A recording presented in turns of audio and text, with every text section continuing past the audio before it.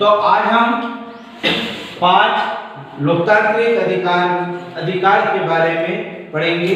तो सबसे पहले हम पहला प्रश्न पढ़ते हैं, भारत में कौन सी शासन प्रणाली है? कौन सी शासन प्रणाली है? लोकतांत्रिक। कौन सी है? लोकतांत्रिक। हमने ये पहले से पढ़ चुके हैं, लोकतांत्रिक शासन प्रणाली। ठीक है। विश्व का सबसे बड़ा लोकतांत्रिक देश कौन सा है? भारत। विश्व का सबसे बड़ा लोकतांत्रिक देश कौन सा है? भारत। भारत देश विश्व का सबसे बड़ा लोकतांत्रिक देश है। ठीक है। अब हम तीसरा क्वेश्चन पढ़ते हैं कि न्यायालय द्वारा, ठीक है, पेश होने को क्या कहा जाता है? न्यायालय में पेश होने को क्या कहा जाता है? सम्मन। याद रखना है, न्यायालय में पेश होने को क्या कहा जाता है? सम्मन कहा जाता है। क्लियर है? चलो, भारतीय संविधान में कितने अधिकार है? कितने अधिकार हैं? 6 अधिकार है। और कर्तव्य कितने हैं? 11। भारतीय संविधान में कितने अधिकार हैं? 6 अधिकार है और 11। क्लियर हो गया ये?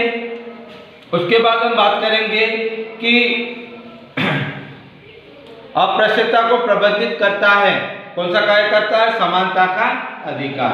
तो हमने तो ये हमारे वस्तुनिष्ठ है प्रश्न है। अब हम प्रश्नोत्तर की बात करते हैं। सबसे महत्वपूर्ण प्रश्न, पहला प्रश्न आता है, धर्मनिरपेक्ष राज्यों को समझाइए। धर्मनिरपेक्ष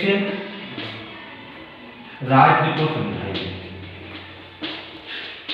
भारत एक को समझाइए। ये प्रश्न हमारा है। ठीक है। धर्मनिरपेक्ष राज्य को समझाइए। तो कैसे लिखेंगे? भारत एक धर्मनिरपेक्ष राज्य है। यहाँ पर विभिन्न धर्म हिंदू, मुस्लिम, सिख, ईसाई सभी धर्मों के लोग मतलब निवास करते हैं। संविधान द्वारा सभी धर्मों का सम्मान किया गया है, लेकिन कोई भी व्यक्ति किसी भी धर्म का अपमान नहीं कर सकता, बुराई नहीं कर सकता। इसीलिए भारत को धर्मनिरपेक्ष राज्य कहा जाता है। क्लियर हो गया प्रश्न? चलिए, प्रश्न नंबर दूसरा यदि हम बात करें तो मौलिक अधिकार क्या है? मौलिक अधिकारों को समझाइए। अधिकारों को समझाइए। मौलिक अधिकारों को समझाइए। ये प्रश्न आता है तो कैसे लिखेंगे? मौलिक अधिकार 6 हैं। संविधान में कितने मौलिक अधिकार हैं? 6 अधिकार हैं। और 6 अधिकारों के बारे में हमको पता होना चाहिए कि कौन कौन से मौलिक अधिकार है। सबसे पहले समानता का अधिकार, ठीक है। फिर दूसरा कौन सा है?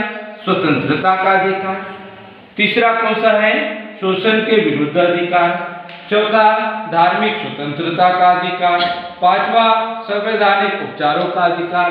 और संस्कृति का अधिकार, शिक्षा एवं संस्कृति का अधिकार। ये 6 अधिकार। क्लियर हो गया? तो हमको सभी को समझाना है जो समानता का अधिकार क्या कहलाता है कि सभी धर्म, हमारे भारत में सभी लोग समान हैं, चाहे वो किसी भी जाति का हो, किसी भी धर्म का हो, सबको संविधान में एक माना गया है। ये समानता का अधिकार है। अब परीक्षा में आ गया, दूसरा प्रश्न आ गया कि समानता का अधिकार समझाइए। समानता का अधिकार तो हम लिख सकते हैं, समानता का अधिकार लिख सकते हैं ना कि भारत में सभी व्यक्तियों को समान माना गया है। किसी धर्म, किसी भी जाति को ऊंचा नहीं माना गया है। विभिन्न जातियों के लोग रहते हैं, लेकिन भारत के कोई भी जाति के वर्ग का लोग कैसे कहीं पर भी आप जा सकते हैं। ठीक है। किसी पर भी कोई बंदिश नहीं है।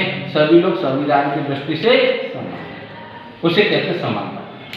क्लियर हो गया? तो इस प्रकार से हमें संविधान, लेकिन प्रश्न ये आ गया कि भारत में जो संविधान में जो कर्तव्य है, संविधान में जो कर्तव्य है, उन कर्तव्यों को समझाइए।